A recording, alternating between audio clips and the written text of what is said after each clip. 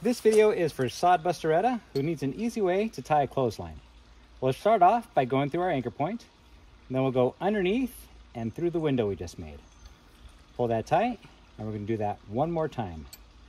This is 2 half hitches, and it'll hold just fine.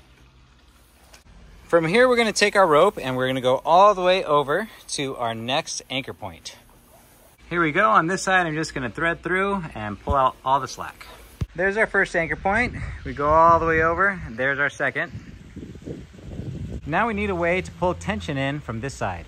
Here's what we want to end up with, and again, this is a side that goes up to the wall. Let me show you how to pull on this hitch.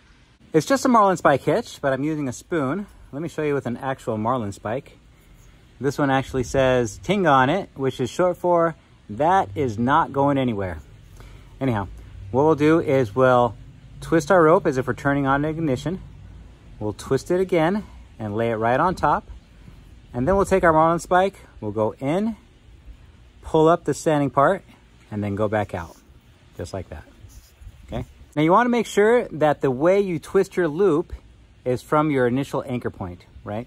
Let me show you that again. I'll twist one way, I'll twist again, lay it on top, take my marlin spike, go in and out, just like that. Now, because I twisted the loop in the correct direction, I can pull on it as much as I want and it's gonna hold fast. If I do it from the opposite side and I twist it towards me instead of away, let me show you what happens. I'll twist it towards me as if I'm turning off. This is the wrong way. Twist it towards me again, and then I'll go in and out. It looks very similar, but when I pull this way, it's more likely to fall into a slip knot, and that's not what we want. Now, if you'd like to support my channel, you can pick up a marlin spike. We could even engrave it for you or tie the Turk's head knot. Here we have another example. This is my personal one. It says MacGyver on it with a little American flag silhouette. Anyhow, you can pick them up at awesomeforsale.com. There's a link in the description. So now let's do that again with our spoon. I'm going to twist away from me as if I'm turning on the ignition.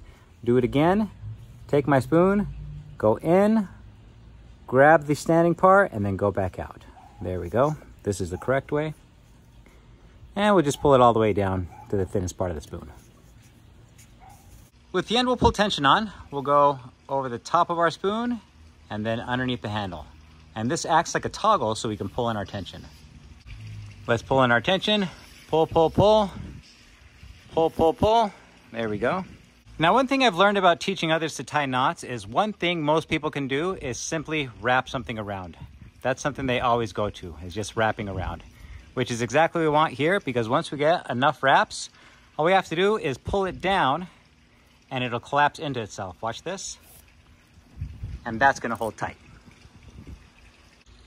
Here's the back side. You see how the rope is tucked under all the other turns? And that'll stay tight until we pull it right out. There we go. We'll just pull it out and then we can release our tension. Let's do that again. This rope that I'm about to drop is my tension side. This is the side that's attached to my primary anchor point. It's behind me. So now I'm going to do it opposite. If you remember originally, I did it towards my anchor point by turning on the ignition. Now I'm going to do it the opposite way since it's behind me. So here we go. I'll twist, twist again. I'll take my marlin spike, poke in, poke out. There we go. We'll pull this tight. And now I'm just going to take my rope over here. I'll go around the back and underneath. Now I'll pull this tight. Okay, and remember from here, all you have to do is continue those wraps. We're just going to go around a bunch of times. There we go, because folks typically turn to this when they're trying to tie something. And we'll just pull it tight. There we go, look in the back. Looks kind of a mess, but either way, it's still holding because our portion that we pulled is tucked underneath all those turns.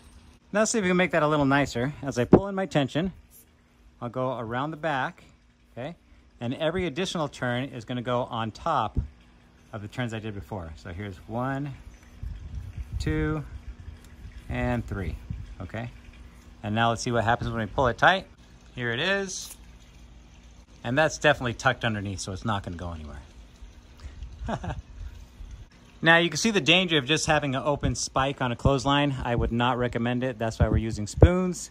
Marlin spikes are best used for rope working, not work holding. Well, let's see if I can pull it out and let this thing fall apart. There we go. Now, if you really want to get crazy, we're going to increase our mechanical advantage. We'll twist towards us once, twist towards us again because our anchor point is behind us. We'll put in our spoon. There we go.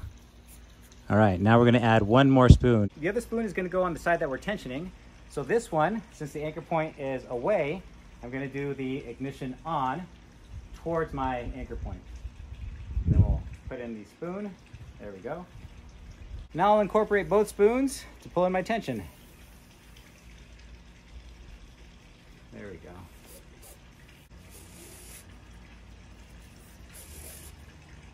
Same thing, I'm just gonna wrap it around. I'm gonna go behind every turn that I do. There we go. Once I get 3, then I'll be able to pull it tight. There we go. Sodbusteretta, I hope this helped out. I do have another version that I'll show you next time.